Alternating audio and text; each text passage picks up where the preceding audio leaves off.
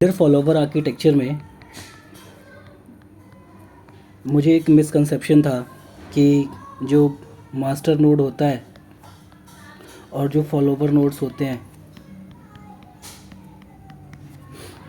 N1 N2 N3 right, इसमें जो right request आती है वो हमेशा इस तरह से डायरेक्ट मास्टर नोड पे फॉल करती है, और जो हमेशा रीड रिक्वेस्ट आती हैं वो किसी भी नोड पे फॉल कर सकती हैं इनमें से, और रिक्वेस्ट सर्व करी जाती है इस तरह से। तो ये चीज़ तो हमेशा से मैंने सही सोचा, लेकिन इसके बारे में मुझे मिसकंसेप्शन था। ये एक्चुअली में ऐसा नहीं होता। जो राइट रिक्वेस्ट आती है वो इस पे फॉल, डायरेक्ट इस पे फॉल कर सकती है, या फिर ऐसे भी हो सकता है कोई राइट रिक्वेस्ट आई वो इधर फॉल कर गई, किसी फॉलोवर रेप्लिका पे फॉल कर गई। यहाँ लिख देता हूँ मैं, फॉलोवर रेप्लिकास राइट। और फिर क्या करता है ये फॉलोवर रेप्लिका जो है इस रिक्वेस्ट को अंडरस्टैंड करता है, ये रीड रिक्वेस्ट है या राइट रिक्वेस्ट है इस केस में भी, और अकॉर्डिंगली अगर ये इस रिक्वेस्ट को सर्व नहीं कर सकता, फॉर एग्जांपल ये राइट रिक्वेस्ट है, तो इसको फिर राउट कर देता है या फॉरवर्ड कर देता है मास्टर नोड पे, राइट।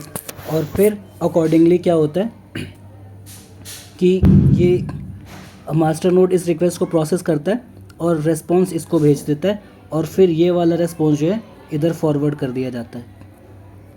रेस1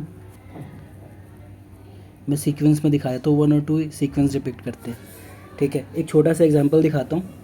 लेट्स से एक क्लाइंट है, बेसिकली एक कस्टमर है, उसको अपने अकाउंट से पहले उसके अकाउंट में लेट्स से टोटल 50 रुपीज़ हैं, राइट। और फर्स्ट उसको 30 रुपये ट्रांजैक्ट करना है, एंड देन उसको 40 रुपीज़ ट्रांजैक्ट करना है, राइट।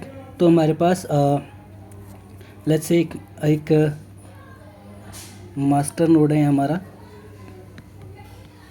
और ये फॉलोवर 1 है हमारा, और एक फॉलोवर 2 है हमारा, राइट। ये इसकी टाइमलाइंस हैं, इस तरह से दिखा रहा हूँ मैं इसकी टाइमलाइंस, राइट।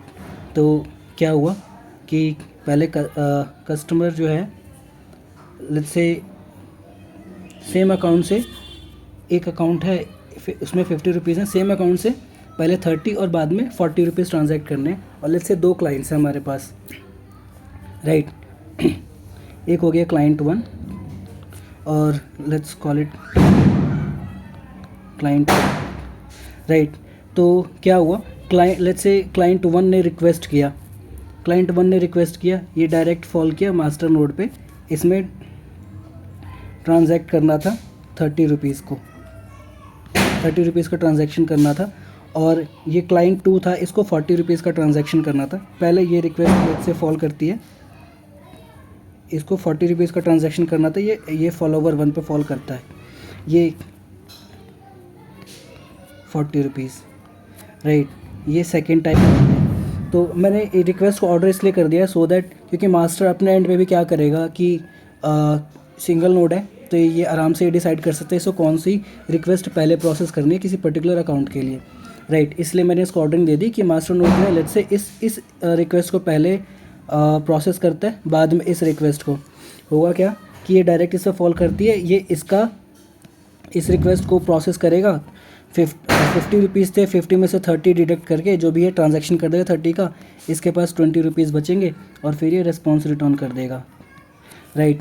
अब ये इसके पास ये जो 40 रुपीज़ ट्रांजैक्शन करने का रिक्वेस्ट आया है ना, ये क्या करेगा, ये इसको फॉरवर्ड कर देगा मास्टर नोड पे, राइट। और फिर मास्टर नोड क्या करेगा, एक एरर रिटर्न करेगा, क्योंकि इसके पास 20 रुपीज़ ही हैं, राइट। सॉरी, एक एरर रिटर्न करेगा, और फिर ये वाला जो फॉलोवर नोड है, ये क्लाइंट को ये सेम रेस्पॉन्स रिटर्न कर देगा।